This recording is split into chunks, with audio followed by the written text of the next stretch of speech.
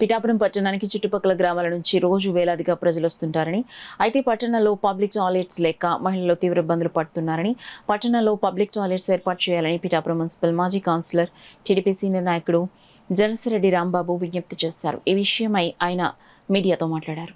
పిఠాపురం నియోజకవర్గానికి రోజు చుట్టుపక్కల 35 గ్రామాల ప్రజలు రోజు చాలా మంది డైలీ పిఠాపురం వస్తుంటారండి. వాళ్ళకి అందులో మహిళలు ఎక్కువగా వస్తుంటారు. వాళ్ళకి యూరినల్కి చాలా ట్రబుల్ గా ఉంది. పిఠాపురాన్ని వారికి మొబైల్ టాయిలెట్స్ ఏర్పాటు చేయవలసిందిగా కోరి ప్రార్థిస్తున్నాం. పాత ఆంజనేయ స్వామి గుడి పక్కనే మున్సిపాలిటీ ప్లేస్ ఉందండి, అక్కడ పెట్టుకోవచ్చు. కోటలో మన వాటర్ ట్యాంక్ దగ్గర అక్కడ ప్లేస్ ఉంది, అక్కడ పెట్టవచ్చు.